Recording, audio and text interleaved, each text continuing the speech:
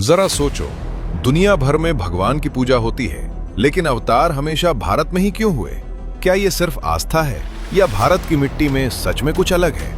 ये भावनात्मक सवाल नहीं है, ये सभ्यता का सवाल है। राम अयोध्या में जन्म लेते हैं, कृष्ण मथुरा की जेल में, हनुमान किष्किंधा की धरती पर, लेकिन आज Nepal, Mauritius, Indonesia, America, Africa, हर जगह राम है, कृष्ण है, शिव है। तो फिर सवाल सीधा है, अगर भक्ति ग्लोबल है तो अवतार लोकल क्यों? क्योंकि अवतार सिर्फ पूजा के लिए नहीं होते, अवतार होते हैं संतुलन के लिए, और संतुलन वहीं बिगड़ता है जहां सभ्यता सबसे गहरी होती है।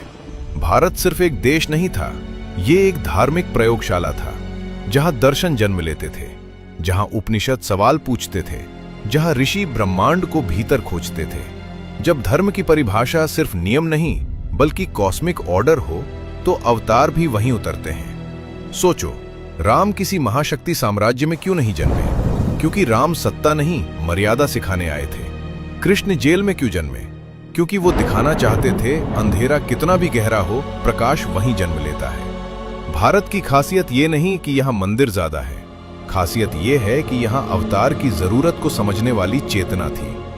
दुनिया के कई हिस्सों में ईश्वर डर बनकर आए, भारत में ईश्वर संवाद बनकर आए। यहाँ ईश्वर को सवाल किया गया, यहाँ ईश्वर से बहस हुई, यहाँ गीता में भगवान ने कहा, हे पार्थ, सोचो, समझो, फिर निर्णय लो। इसीलिए आज इंडोनेशिया में रामायण नृत्य है, थाईलैंड में राम राजा का आदर्श है, अमेरिका की सड़कों पर हरे कृष्णा गूंजता है। क्योंकि अवतार भारत में जन्मे, लेकिन संदेश मानवता के लिए था। भारत जन्मभूमि था, दुनिया कर्मभूमि बन गई। तो सवाल ये नहीं कि भगवान भारत में क्यों जन्मे, सवाल ये है क्या हम आज भी उस धरती के योग्य हैं जहां अवतार उतरते थे? क्योंकि अवतार भूमि नहीं चुनते, चेतना चुनते हैं।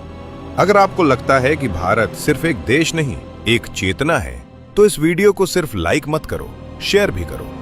क्योंकि सवाल अवतार का नहीं है, सवाल है कि क्या हम उस भूमि के योग्य हैं जहां ईश्वर जन्म लेते हैं। कमेंट में अपना जवाब जरूर लिखें।